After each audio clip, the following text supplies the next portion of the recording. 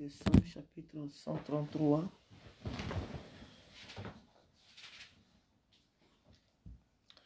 Psaume chapitre 133 à partir du verset 1 jusqu'au verset 3.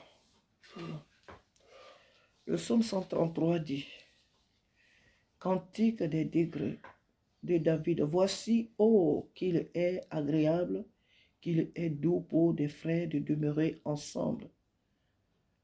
C'est comme l'huile précieuse qui, répandue sur la tête, descend sur la barbe d'Aaron, qui descend sur le bord de ses vêtements.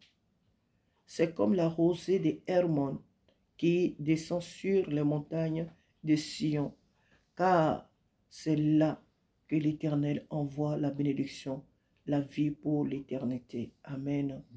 Alors ce matin, la parole de Dieu nous dit qu'il est agréable, qu'il est doux pour des frères de demeurer ensemble.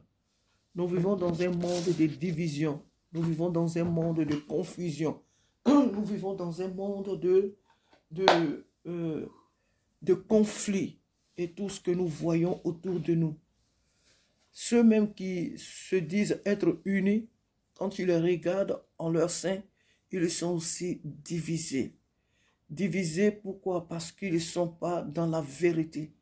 Divisés pourquoi? Parce qu'ils ne sont pas dans ce que Dieu leur demande de faire ou leur a demandé de faire. Là où il n'y a pas Dieu, il y a la division. Là où il n'y a pas Dieu, il n'y a pas la paix, il n'y a pas la joie, il n'y a pas une vraie unité. Oh oui, c'est vrai, souvent on voit aussi que beaucoup sont unis, ceux qui ne connaissent pas Dieu, ils sont unis dans le but de faire le mal. Ils s'unissent dans le mal.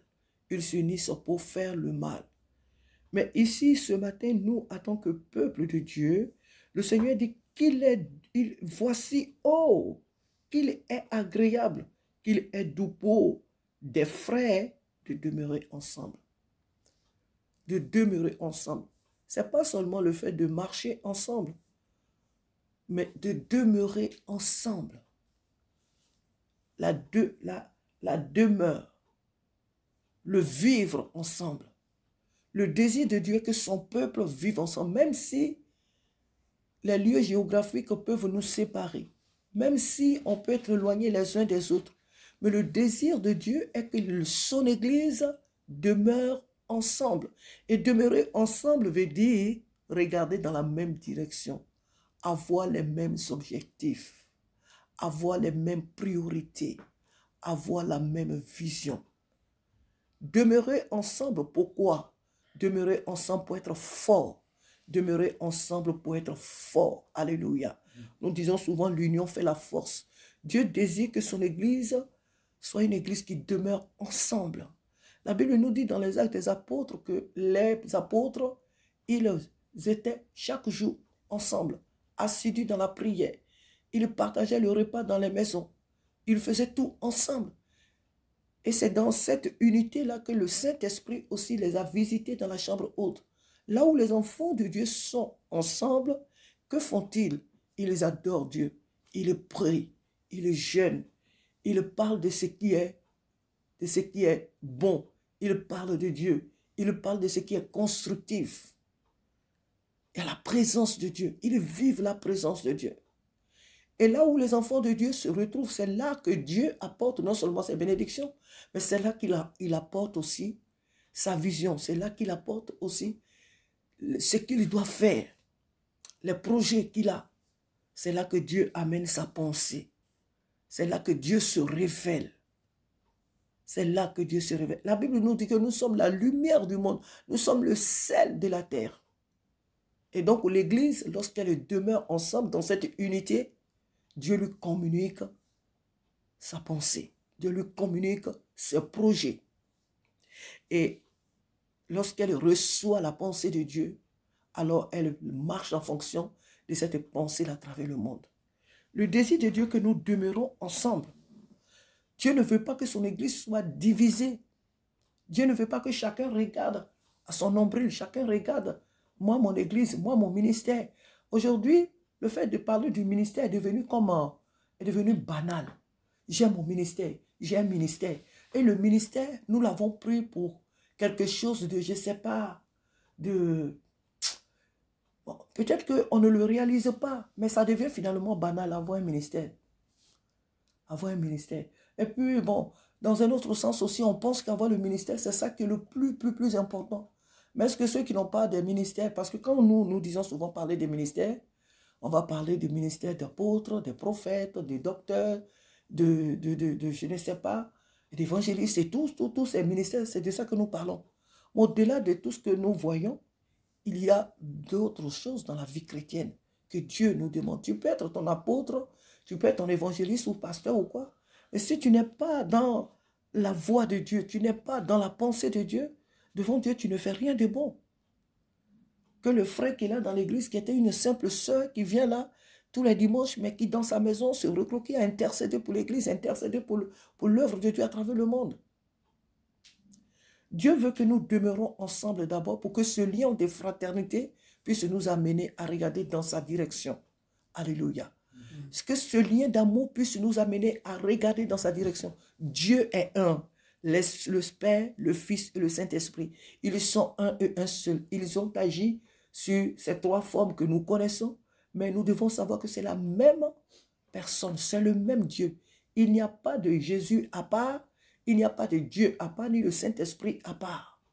C'est le même esprit. Il n'y a pas trois esprits, c'est le même esprit. Et voilà pourquoi le Dieu qui est le Dieu d'unité, il désire que ses enfants soient unis. Dieu ne veut pas que nous soyons divisés. Divisés aujourd'hui sur les réseaux sociaux.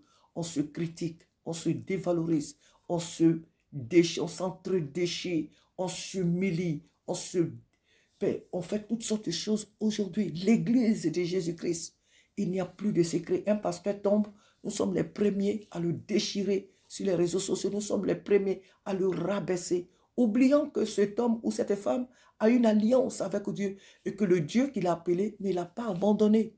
Dieu n'abandonne jamais ses enfants. Mais nous sommes les premiers en tant que l'Église à blesser ses frères, à les chasser même de leur sacerdoce, à les humilier, à faire toutes sortes de choses. Dieu ne veut pas que l'Église soit dans la division, encore moins dans la distraction. Il est doux et agréable pour des frères de demeurer ensemble. Et David nous donne ici les raisons. Il dit c'est comme l'huile précieuse qui répandue sur la tête descend sur la barbe d'Aaron, qui descend sur le bord de ses vêtements. C'est comme l'huile. Il dit c'est comme l'huile précieuse. Et nous savons ici que l'huile, c'est la personne du Saint-Esprit, l'huile. Mais l'huile, quand elle vient sur quelqu'un, quand nous prenons l'huile, qu'est-ce qu'elle fait? L'huile nous fait briller. L'huile nous donne une apparence merveilleuse. L'huile nous rend belle. Les crèmes aujourd'hui que nous pouvons utiliser, l'huile nous sert à griller. L'huile nous sert à faire beaucoup de choses, de bonnes choses. Amen. Et l'huile, c'est la personne du Saint-Esprit. Oui, là où les enfants de Dieu sont unis, le Saint-Esprit se manifeste. Le Saint-Esprit apporte les dons, il apporte ses grâces, il apporte ses révélations. Là où il y a l'unité, on n'a pas besoin de dire, oui, nous sommes à l'église, on passe du temps à veiller, on passe du temps à jeûner, on passe du temps à évangéliser, on passe du temps à faire ça. Quand en votre sein, il n'y a pas d'unité. Quand vous ne vous attendez pas, vous pouvez faire tout ça, mais ça ne portera rien. Quand au milieu de vous, il y a des gens qui ne regardent pas dans la même direction que vous, qu'il n'y a pas d'unité, vous ne vous aimez pas. Vous n'aimez pas le pasteur, vous n'aimez pas vos dirigeants, vous n'aimez pas vos responsables, vous ne vous aimez pas entre vos frères et sœurs, vous ne vous supportez pas. Mais cependant, en votre sein, il y a plusieurs activités que vous faites, plusieurs activités. Et tout cela ne mène nulle part. Ce ne sont que des activités, mais ça ne glorifie en rien le Seigneur. Là où il y a l'unité, d'abord, les miracles viennent après. Les miracles et les prodiges viennent après. Mais c'est d'abord la paix, de voir des frères réunis ensemble. L'amour d'être réunis ensemble, d'être ensemble. Vous-même là déjà, vous vivez la présence d'abord de Dieu. Et c'est celle-là que vous partez communiquer aux autres. L'unité dans l'église, elle est très, très importante.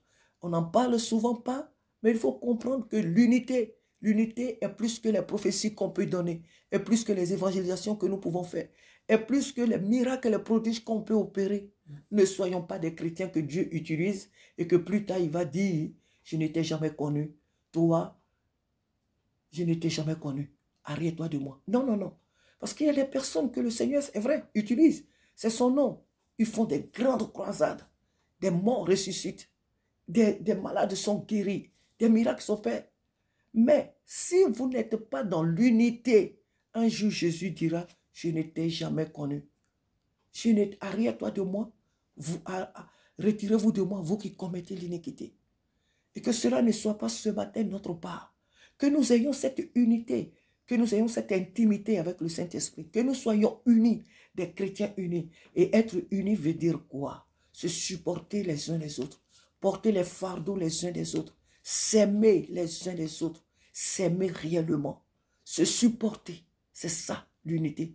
Pourquoi on vit ensemble? Et Dieu seul sait que la cohabitation, elle est difficile. La cohabitation n'est pas une chose facile parce que tous, nous n'avons pas reçu la même éducation. Ce n'est pas facile, la cohabitation. Et cependant, c'est ce que Dieu désire. Oui, entre frères, on peut se battre. Oui, entre frères, on peut, comme les apôtres pouvaient le faire aussi.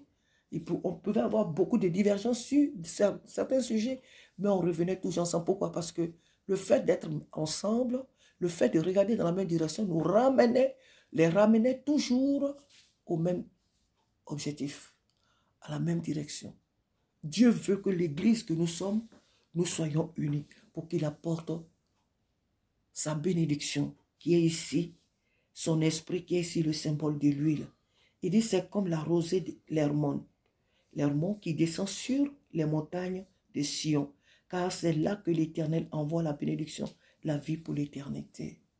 Voilà l'église bénie de Dieu, là où il y a l'amour. Vous allez trouver une église, il n'y a pas trop de prophéties, il n'y a pas trop de parler en langue, mais la simplicité de cette église-là, là, il y a la paix qui règne, la paix, la joie. Et on a vécu dans une circonstance pareille, dans des années beaucoup passées, on a vécu dans une église pareille. Alléluia.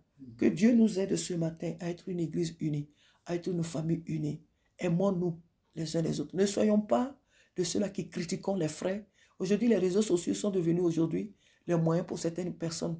Moi, je ne parlerai pas des païens. Les païens, ce sont des païens. Ils font ce qu'ils ont à faire. Mais que des chrétiens viennent sur les réseaux sociaux pour dénigrer les hommes de Dieu, pour dénigrer les servants de Dieu, pour dénigrer un frère, pour dénigrer une sœur. Qui a dit aux chrétiens qu'un chrétien ne peut pas tomber? Qui a dit à l'église qu'un serviteur de Dieu ne peut pas tomber dans un péché, dans un tel péché? C'est écrit où dans la Bible? Qu'un chrétien ne tombera jamais. Qu'un chrétien ne commettra jamais aucun péché. C'est écrit où? Oh, c'est vrai, la Bible dit si quelqu'un est en Christ, il est une nouvelle création. Les choses anciennes sont passées, mais toutes choses sont devenues désormais nouvelles. Mais cette même Bible nous dit quoi? Que cette fois le juste tombe et aussi cette fois le Seigneur le relève. Donc un serviteur de Dieu peut tomber. Un serviteur de Dieu peut tomber dans un péché, je ne sais. Il peut tomber, une servante de Dieu peut tomber dans un péché. Mais la finalité, c'est ce qui est plus important. Il est tombé. Mais est-ce qu'il s'est relevé? Et souvent, il y a des gens qu'on critique sur les réseaux sociaux. On oublie que la personne est tombée, mais peut-être dans son secret, elle s'est déjà relevée, Dieu lui a déjà pardonné. Mais cependant, les mauvaises nouvelles vont en bon train sur les réseaux sociaux. Les calomnies, les diffamations et les dénigrements et tout ceci. L'Église doit comprendre que Dieu nous demande d'être unis. Et quand on est unis, alors nous accomplissons ce que la Bible dit aussi, que l'amour couvre quoi? Une multitude de péchés. Alors nous arriverons à nous couvrir les uns les autres. Que Dieu nous aide ce matin à être unis. Ce n'est pas facile. Là où on veut être unis, l'ennemi, il frappe toujours fort. Mais n'oublions pas que là où le péché abonde, la grâce de notre Dieu, elle surabonde. Ayons déjà ce désir-là d'être unis. Ce n'est pas le fait d'être évangélique, d'être catholique, d'être protestant, méthodiste, si je vais m'arrêter là. Jésus n'est pas venu sur la terre pour établir des religions. L'église de Jésus, elle est une et une indivisible. C'est nous les hommes qui avons placé toutes ces pancartes que nous voyons aujourd'hui. Jésus ne connaît pas d'évangéliste. Jésus ne connaît pas Assemblée de Dieu, réveil, source d'espérance. Non. Ça, c'est des noms que nous-mêmes, nous avons mis peut-être sous le plan administratif parce qu'il faut un nom, peut-être pour faire des papiers, pour faire ceci. Donc, on a mis ces noms. Mais Jésus connaît que son église, et lui-même le dit, qu'il ne connaît que celui qui qui l'honorent, pas ceux qui disent seulement Seigneur, Seigneur. Donc Jésus ne connaît pas, oui, tel est catholique, tel est protestant, méthodiste, ou baptiste, ou assemblée de Dieu, ou réveil, ou je ne sais quoi. Non, Jésus connaît que son église, là où il y a l'amour, l'unité, le respect de ses principes et de ses commandements. Que Dieu nous aide ce matin à être une église unie et à demeurer ensemble. Demeurons ensemble en tant que peuple de Dieu. Même si nous sommes éloignés les uns des autres, demeurons ensemble. Ça veut dire intercéder, prier les uns pour les autres. Un frère, une sœur, un frère ou une sœur que j'appelle même serviteur de Dieu, s'il reste un frère, une sœur qui tombe dans un péché quelconque, prions pour lui, prions pour elle, intercédons pour l'église de Jésus. Nos frères martyrisés dans le monde, persécutés, prions pour eux et ne soyons pas des juges. Ne soyons pas des juges. Que Dieu nous aide à être unis et à demeurer vraiment ensemble en esprit, en vérité. Amen. Alors le thème de ce matin, c'est tout simplement demeurons ensemble. Amen.